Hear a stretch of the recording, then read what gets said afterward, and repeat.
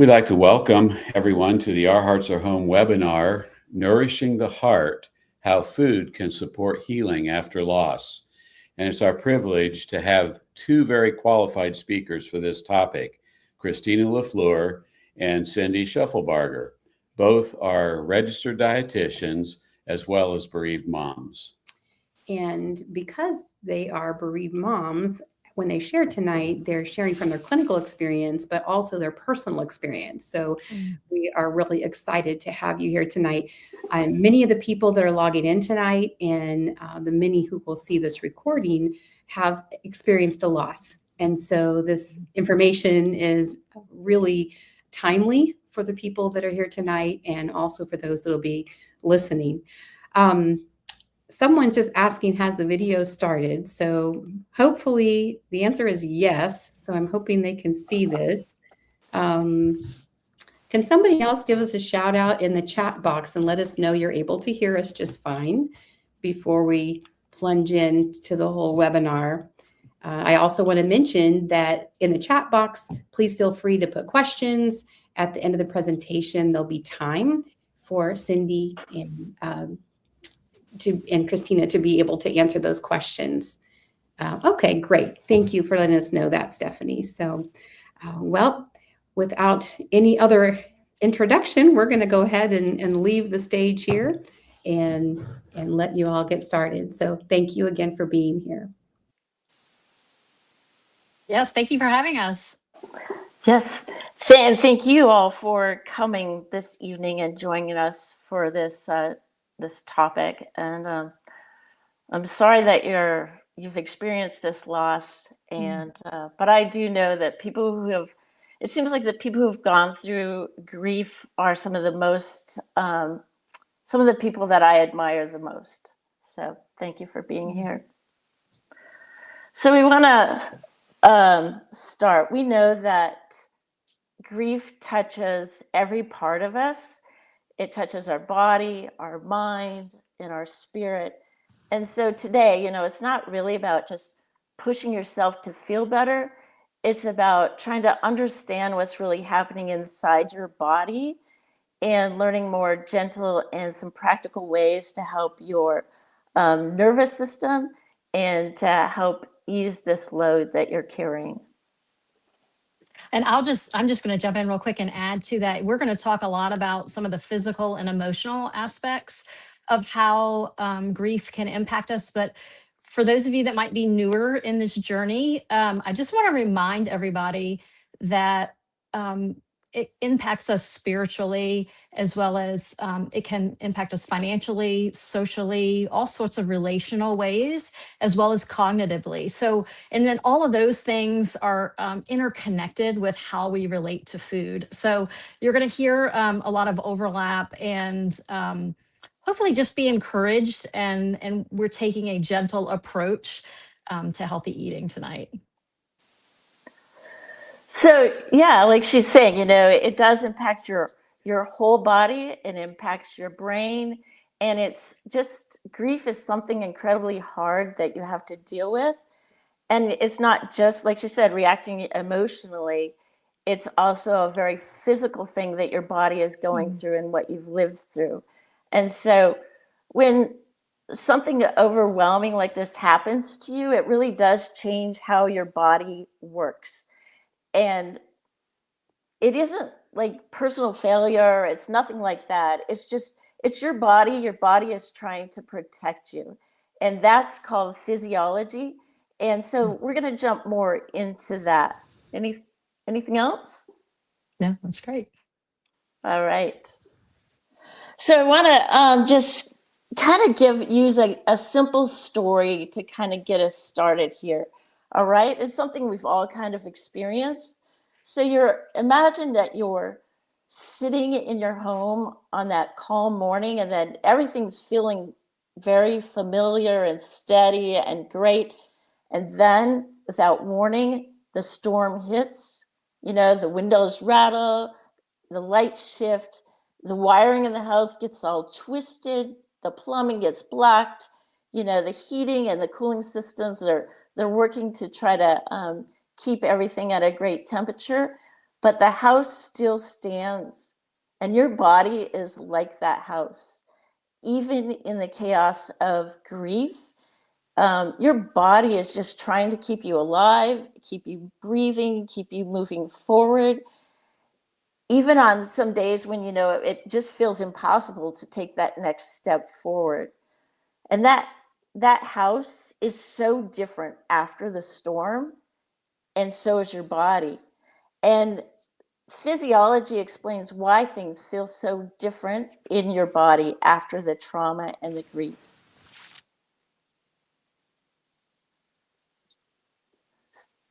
Grief is a full body experience, and Cindy's going to explain more of this as we go on.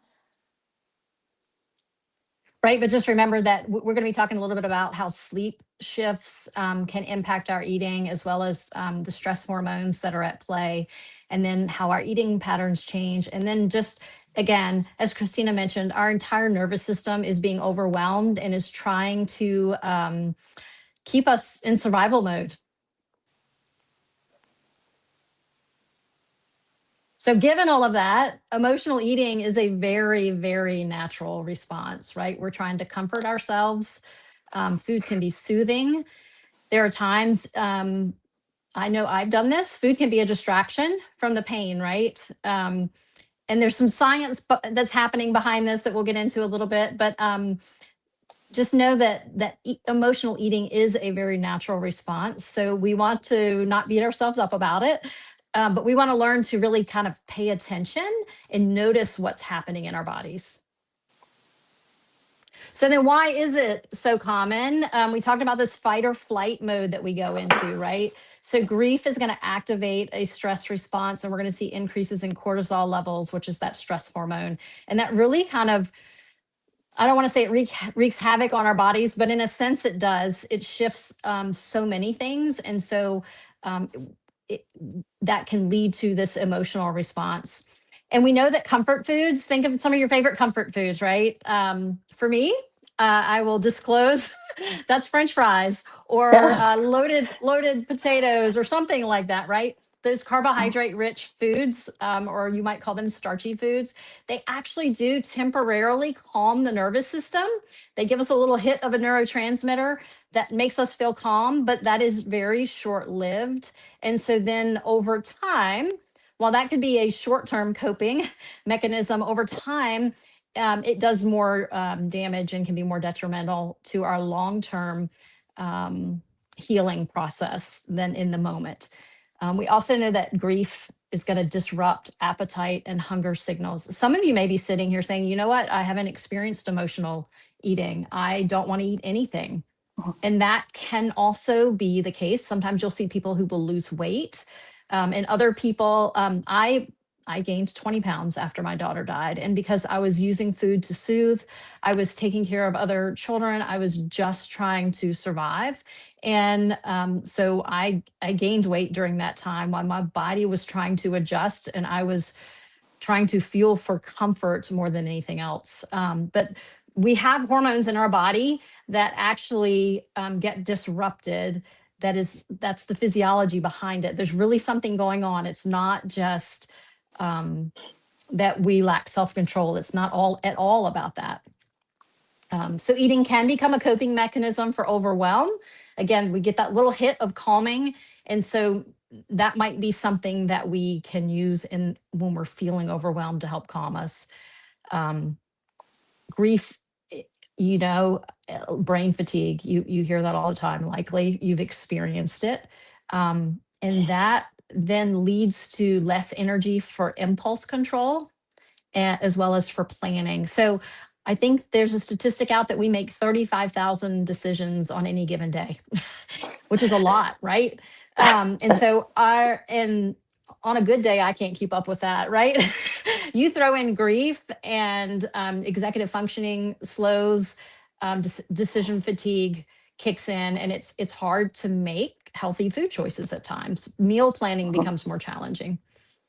Sleep disruptions also then can increase cravings, so that we've got that working against us. If we're not sleeping well, it disrupts there's two hormones in in particular leptin and ghrelin, that can be thrown off by sleep disruptions.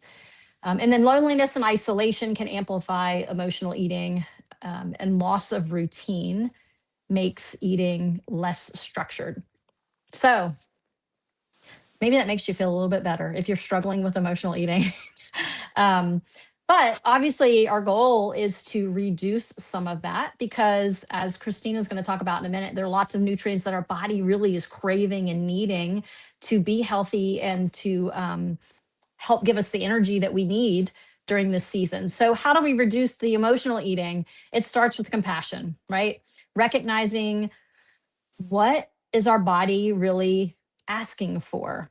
So I like to use this pause and provide method. So say you're wanting to reach for something snacky, or really if any time of day or any type of food, check in with yourself. Like, what am I feeling right now? Am I hungry? So pause for 10 seconds and assess, am I hungry? If you're not hungry, then say, okay, well, what is it? Am I tired?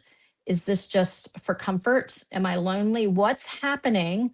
And then if you're able, go ahead and interject some other type of activity for a few minutes. That might be just walk outside.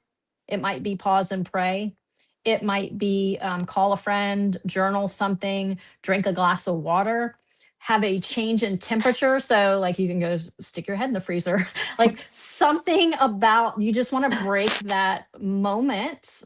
And sometimes then you're able to carry on. If it's not about hunger, you can go do something else. If you're still craving that after you've done this pause and assess, come back and have the food that you were craving, but maybe pair it with a healthier item. So if you're having cookies, maybe have milk with it, so you're getting a little bit of protein. So again, it's not about beating yourself up. It's not about being perfect. It's about caring for our bodies as best we're able to in the moment. Another technique that I love to suggest is having a comfort menu. So instead of a food menu, have a comfort menu. And I encourage you to write it down or type it up or whatever, but make sure you post it wherever you're typically eating. But on this comfort menu, you're going to have non-food soothers. So, oh, that's a tongue twister. Non-food soothers. I'll have to come up with another term. So you might have things like a cozy blanket and a book, or it might be go take a bubble bath, or take a hot shower, light candles, have some sort of scented lotion. It could be whatever brings you comfort. Again, this is if you've truly identified that you're not hungry, look for some other source of comfort. But by having it posted somewhere, it takes some of the guesswork out, or you having to think about it. Again, you're making so many decisions in a day. Make it easy for yourself by having this posted. And then obviously reducing environmental triggers. That's simply, if you know you're going for the chips all the time, and maybe not have them out in an easy to access place. So many people, I can remember so many people making us food. Christina, I'm guessing that was the case for you, right? That's what people know how to do. Right. We want to love people with food. And that's wonderful. But sometimes it's helpful. Like in general, I found that people don't know what to do to help. One thing you can suggest is ask a friend to stock your pantry with healthy food items and maybe give them a list. Maybe it's fruits, maybe it's little individual packages of snacks. So there's a little bit of portion control, or nuts, yogurt, things like that. People like to help. And so giving them something specific that they can do is a way that you can reduce some of that emotional eating and also bring in your friends alongside of you to help in your time of grief. Planning for grief waves. Obviously, there's certain seasons that are harder, whether that's holidays, birthdays. So trying to think about it, and I suggest this in lots of ways, whether you're planning to go to a holiday party, sort of having a plan and knowing that the plan might change and you can be flexible, but if you can plan for these things, you might not be caught off guard quite as much. And so you might have a little bit more control over what you're actually, what behaviors you're engaging in. And then obviously seek professional support when needed. That might be a dietitian, talking to your doctor, talking to a therapist.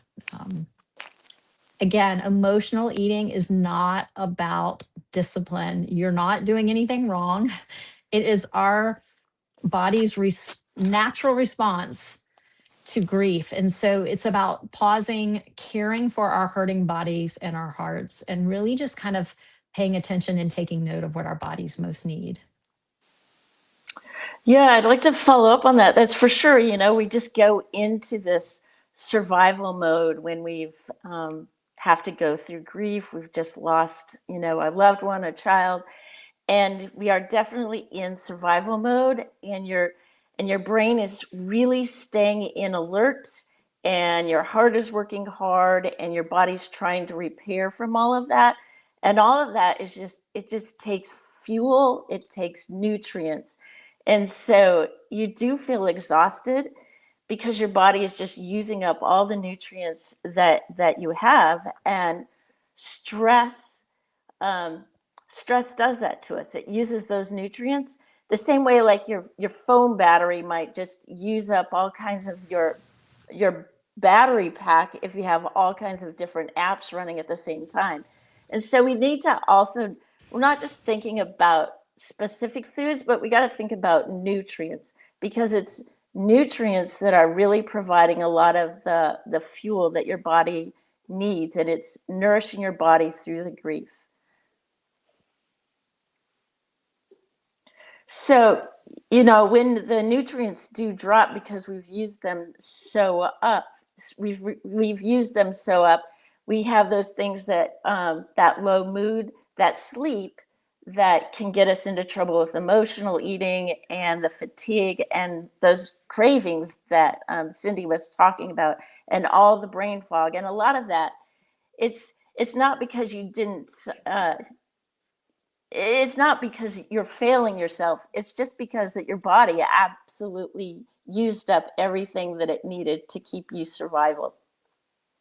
So as we go on, we can see that stress is depleting our nutrients, which gives us those poor cravings, which gives us poor nutrition and increases our stress. So we have to break this loop somehow.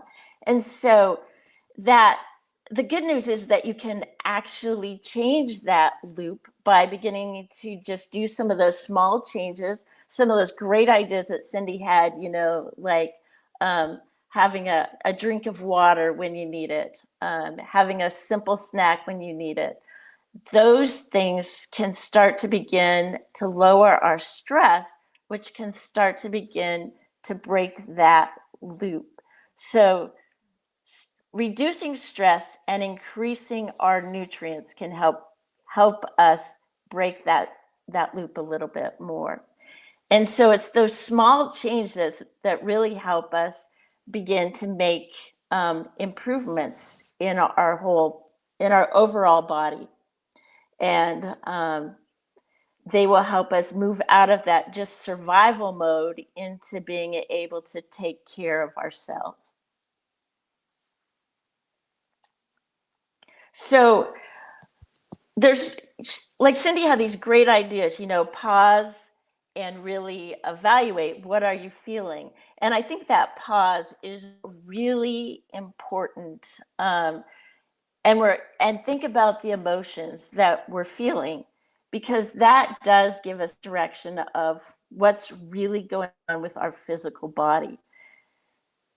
So we're going to do a little bit of a practice here, trying to give you some experience of what does this really feel like when I pause and I think about what I'm feeling.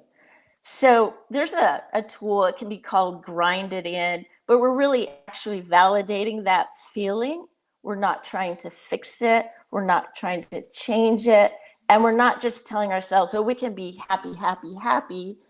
No, we're just trying to acknowledge that we actually have these feelings going on in our system. So we're going to practice this. And this isn't counseling, and this isn't psychology. This is physiology, because you're allowing your body to really feel the emotion and allow the chemicals in your body to change. So you can join in if you're somewhere where you think, you can speak, or you can just say these things silently to yourself. But we're just going to do a little practice here. So I want you to like put your feet on the floor. Maybe you want to put your hand on your heart. And we're just going to do some pauses. We're just going to think about these phrases, and we're going to take some pause. And I want you to really feel your body. What is it that your body's really feeling right now? So I'm going to say a phrase, and you can say it, but really I want you to focus on your body. What do you feel? All right, let's begin.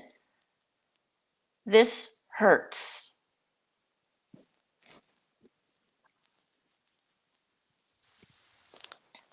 Something precious was lost.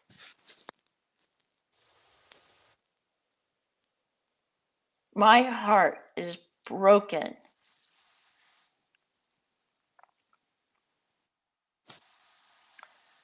Of course, this feels unbearable.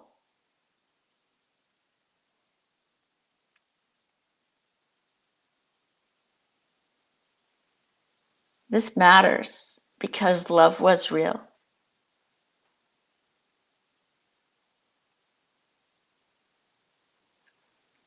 There's no folks fixing this.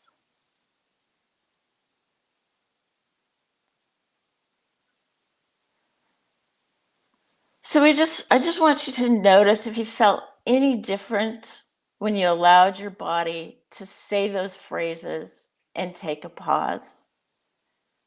And if you didn't, that's totally fine, because this is a lot to deal with, and healing takes a long time.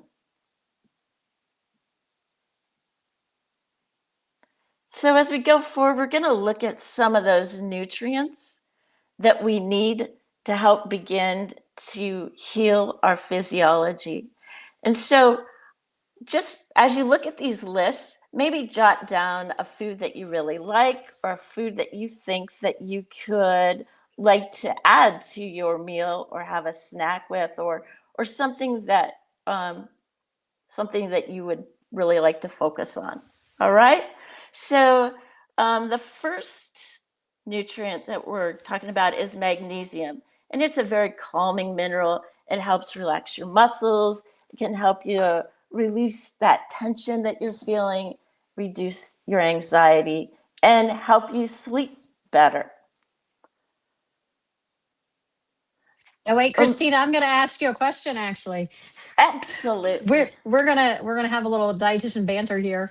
So Uh-oh. obviously, I am a foods first kind of person.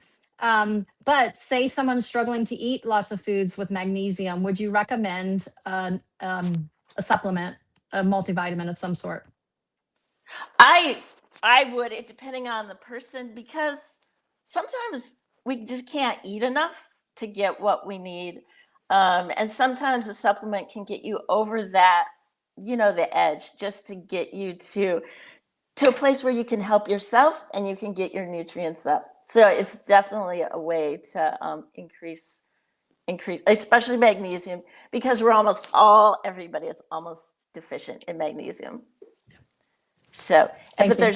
yes. What do you? Yes, food is important. I'm in full agreement. All right. Sounds good. All right. So omega-3s, they really reduce inflammation, and they really help repair your brain and take out some of that inflammation that really takes your brain down. And so there's some great foods here. Some of them you can easily have snacks with. People might not like sardines, but they're great. So is herring, but they're great for you. So if there's anything on there that you like, take notice and write it down. B vitamins are really important. They help with serotonin, which helps with your mood, your GABA, which can help quiet your mind. So B12 is only going to come from animals. So it's really important to make sure you get an animal food all the time. And if you're not, you definitely would need a supplement on that. That's really important. Folate. you can get it from a lot of different things. B6 is very important and often very much overlooked. And you can see that potato is in there. And when you brought up calming foods or your comfort foods, I'm like, potato. But russet potato is huge in B6. And so, when I'm talking to people, I say, I know that potato gets a bad rep, but it is one of your best sources of B6. So have it. And a lot of people are super deficient in B6 and it causes a lot of problems. So that russet potato is a good one. Choline, super important to help your cell function. And so those are all really good. Vitamin C just helps support your adrenals and buffers cortisol. And there's lots of great vitamin C foods out there that are easy to snack on and include. Now, here's a nutrient. It's not a nutrient. This is histamine. And I brought this up because this really increases when people are under stress. And it can cause a lot of damage. So in this little guy, you see all those black marks? Those are histamine. They just hit every part of your body. And you might think that histamine is just part of allergies, but it's also a messenger. So it sends a lot of information to your brain, and it tells your brain to stay awake, stay alert. Something isn't right. And we know that when you're in grief, those messages can just stay on forever, and it can cause a lot of problem with sleep, anxiety. It can make you, digestion. It can have all kinds of impact on your digestion. So this isn't something that you want to increase, but it's something that you might have like a sensitivity to a food or something, and since you had grief, and it might be one of these foods that you used to be able to handle fine, but now that you're in grief, you just don't feel that good when you eat it. And it could be just because that bucket that holds your histamine is just overloaded now. And so you might have to take some time and limit some of these kinds of foods and see how you feel. And that might make a big difference on your whole nervous system. And back to adding more nutrients. These are proteins. Proteins just can make you feel very steady, make your blood sugar very steady. And they're really important for neurotransmitters, helping with your brain. They also can help. Oh, sorry. Protein's No. also great at helping, as you said, they're regulators, and they can help you feel full for longer, and they can cut down on some of that, the cravings that you might have. That's an emotional response. Absolutely. Yeah, good point. Zinc is also a really important nutrient. It impacts so many things that happen in your body. So including some of those great foods, oysters, if you like them. And then these are those complex carbohydrates that you're like, they do give you a little bit of that comfort that we were talking about. So, when you're thinking about what can you do for your meals, just have a little bit of protein, maybe some kind of colorful plant, a healthy fat like olive oil, and a little bit of carbohydrate, and just having a little bit. And I know when I really struggled to cook, to have meals, to do anything, and I ended up using meal kits. And I think that can be a great way to get you over that hump and get you eating your food and the nutrients that you need. So we're just going to finish up here with one more, because all of this is talking about your emotions, which impact your whole physiology. And so we're just going to do one more little activity that you can kind of think and focus on before you eat and multiple times throughout the day to try to give yourself an emotional lift. So I want you to just pause and, think about that pause, bringing that back into whatever you're doing, and name that emotion that you're feeling right now. Could be frustration or stress. But where do you feel that in your body? Like I know right now I'm feeling it in my shoulders.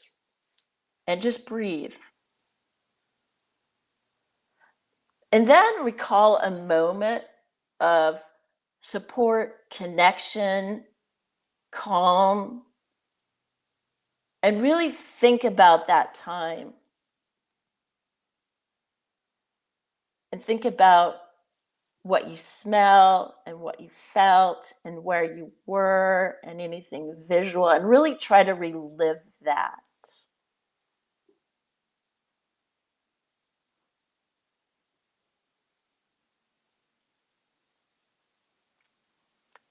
I know when I do that, when I'm thinking about this one specific thing, it just brings a smile to my face. And, you know, that's not betraying the whole grief that I have. It's just allowing me to feel supported, and it's allowing me to move on, and you know, just help me continue to heal. So, I mean, healing is going to be really gradual. It happens slow. It happens over time. It can be years, and you're doing the best that you can. It's really hard, and just being kind and gentle to yourself. I mean, and that's enough, really. It doesn't. Yeah, and Yeah, go ahead. I was just going to say, and it's not linear. Just like the Right. entire grief journey, you could be doing making great strides, and then you might feel like you're taking a few steps back. You're not really taking any steps back. You're just learning. It's all grief is learning, and so we have to pause and take breaks in that sometimes. So Yeah, that's right. And I would have to say, you know, it isn't really about forgetting anything or being super happy. It's just learning how to like really be tender with yourself, you know, forgiving where you need to, having that compassion, and it allows you to have a little bit more steadier feel going forward.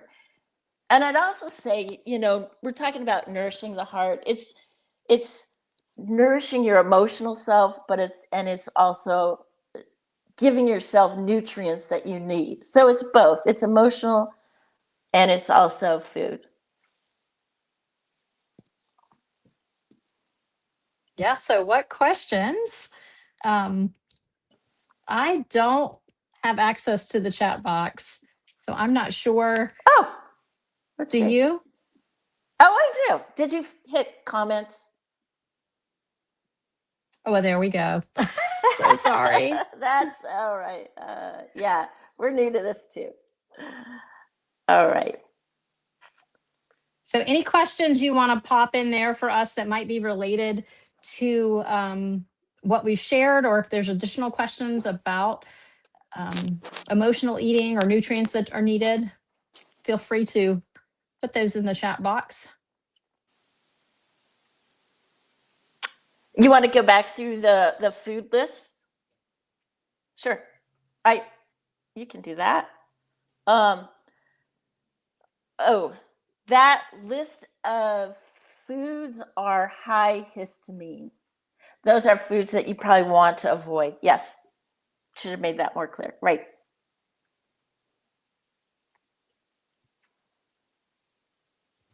But if you want to break down histamine, I'll just give you a thing, like eating things like celery, oregano, things like that help break down the histamine. Oh, dark chocolate. If you don't have a problem with histamine, dark chocolate, you know, in moderation can be great. You know, it can be a good food. It's just, you know, making sure you have the right amount. Well, and I've also found that dark chocolate can satisfy that sweetness that you're wanting Sure. without you know, sugar begets sugar in my world. Right. The more I eat, Absolutely. the more I want. Dark chocolate doesn't seem to do that for me as much as some of the others, because there's not as much added sugar in dark chocolate. Now, one of my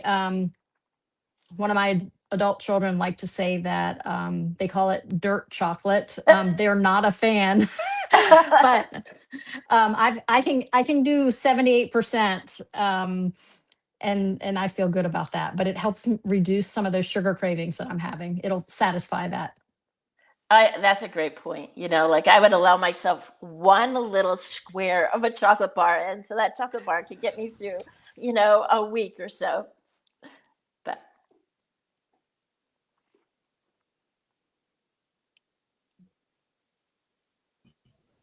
I'm going to add myself back here and just ask you ladies a couple of questions. And please feel free, everyone, to keep putting those chat questions in the chat box. But I love the instruction that both of you had commented on about pausing. Both of you talked about that. I know I went through the chocolate bars, the chips, there was no question. You lose a child and the impact is so severe that you're right. I love that you are talking about all of us giving ourselves grace and understanding what's happened to us has not just happened to us, but it's our whole body, our physiology. But I just want to comment that I love the idea of pausing. I wish that you had been here 10 years ago to say that to me. Because, even opening the freezer, that was a good idea.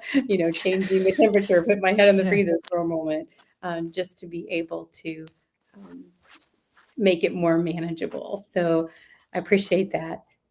If anybody have any other questions, or do you ladies have anything else that you're thinking you'd like to add? I think there was a comment about someone mentioning they're just struggling to care. Why don't I just eat the chips? I'm struggling to care, and that's very, very, very valid, a very real feeling. But God loves you, and He has a purpose for you, and for each of us, and He wants us to still find meaning in this life, even though it might not be easy. I think it is possible, and this might be further down the road for whoever's struggling, but it is possible to have both joy and sorrow coexist. It's one of those mysteries that it's so hard to articulate, but taking care of our bodies because other people love us, and we matter to other people, and so taking care of our bodies is one way that we can honor that. Again, this isn't about pressure, but it's about feeling the best that we can given the circumstances. Yes. And it's tough.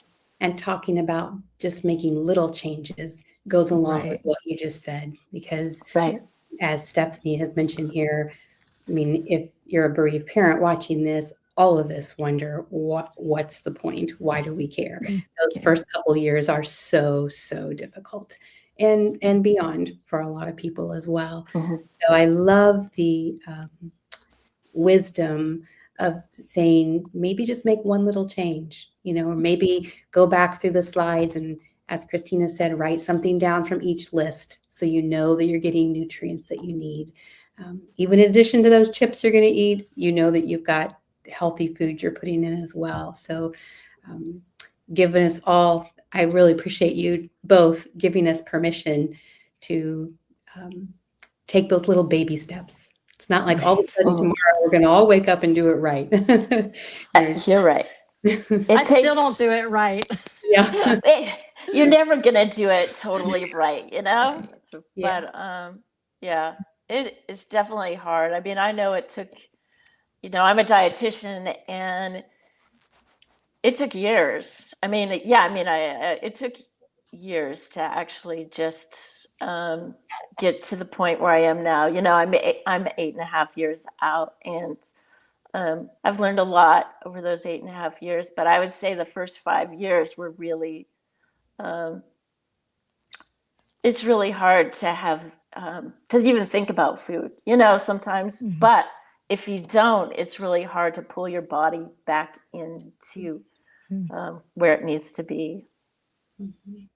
I wonder, I've heard many times that a lot of times people, when they hit 5 years, 10 years, start having a lot of physical issues. And I wonder if Mm. that's part of the issue. Do you think that's part of the reason people, after grief down the road, start having physical issues? Maybe they haven't. I don't know if that's an idea.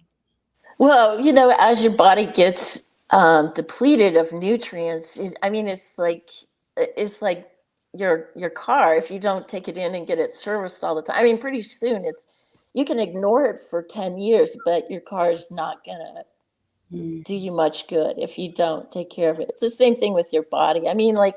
We can handle.